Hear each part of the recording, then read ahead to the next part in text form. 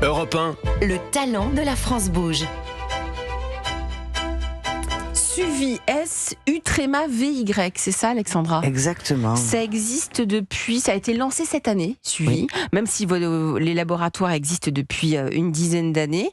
Vous, à l'origine, vous n'avez rien à voir avec tout ce qui est biologie, chimie, non ? Vous avez fait des études de psychologie, je le crois. laboratoire, c'est un laboratoire de recherche. 50% de notre effectif sont des chercheurs. Mais non, mais vous, votre formation à la base, elle n'est pas biologie. Moi, mon premier brevet, je l'ai déposé à 23 ans. C'est Suvi, c'est le 27e brevet.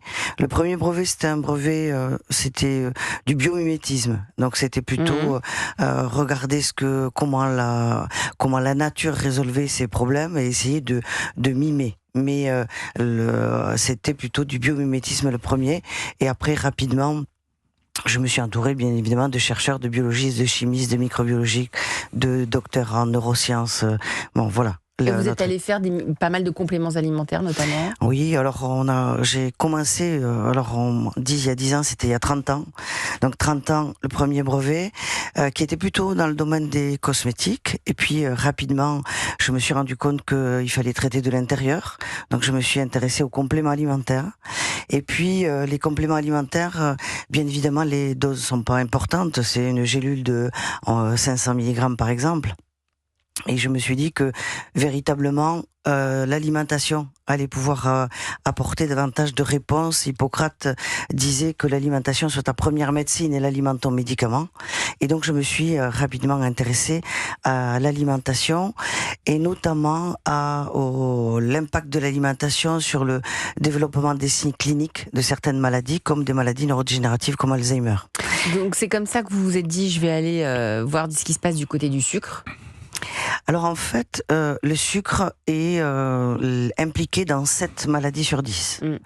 Et quand le sucre n'est pas la cause racine de la maladie, il y a des maladies infectieuses, des maladies génétiques, des maladies hormonales. Quand le sucre n'est pas la cause racine, ça en est l'accélérateur. C'est-à-dire à partir du moment où on est malade, les signes cliniques évolueront, seront corrélés à la dose de sucre qu'on absorbe. D'accord, donc c'est comme ça que vous vous êtes dit, je vais créer Suvi. Comment ça vous vient de vous dire, tiens, je vais remplacer le sucre ? Parce que le sucre, ça existe depuis 700 ans, enfin 7000 ans, je veux dire. Jamais, du moins, on peut pas se lever un matin en se disant, le sucre existe depuis 700 ans, l'industrie essaie de le remplacer depuis 146 ans. Oui, on a eu l'aspartame, on a eu la stevia. Le premier, ça a été la saccharine sodique il y a 146 ans.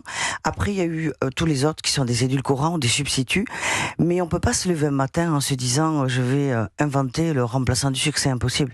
Je me suis jamais dit ça. Moi, j'ai pas cherché le remplaçant du sucre, j'ai cherché une solution à un problème.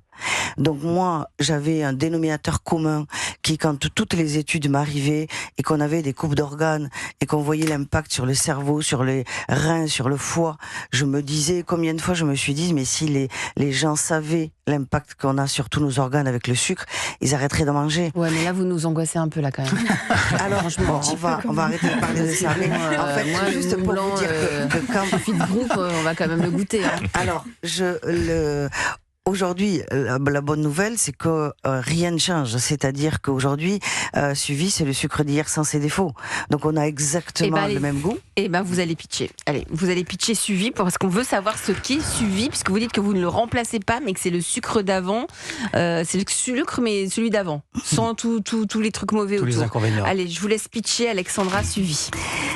Alors Suvi, comme on le disait, c'est le premier remplaçant du sucre depuis 700 ans. L'industrie essaie de le remplacer depuis 146 ans avec l'apparition de la saccharine il y a 146 ans. Et depuis, on cherche des remplaçants. Pour la première fois, on a ce remplaçant. Pourquoi c'est un remplaçant et pas un substitut ou un édulcorant comme on a pu le connaître jusqu'à maintenant ? Avant, c'était des édulcorants intenses, on en mettait en petite quantité. C'était principalement pour le goût. C'était presque exclusivement pour le goût. Et ça tentait de mimer, souvent maladroitement d'ailleurs, le goût du sucre. Là, Suvi, c'est son remplaçant, c'est pas un édulcorant intense, donc ça veut dire qu'on le remplace un pour un. Les recettes restent les mêmes, les temps de cuisson sont les mêmes, les résultats sont les mêmes. On a et on le remplace dans toutes ses fonctions. Parce qu'aujourd'hui, si le sucre a autant envahi nos rides, nos recettes, nos cuisines, nos vies d'une façon générale, il faut quand même rappeler qu'on est passé en 1950, on était 1 kilo par an et par personne, on est passé à 38 kilos aujourd'hui. Ça a autant remplacé, c'est parce que c'est la matrice, c'est le socle de toutes nos matrices alimentaires. Merci pour votre pitch, Alexandre Frégonèse.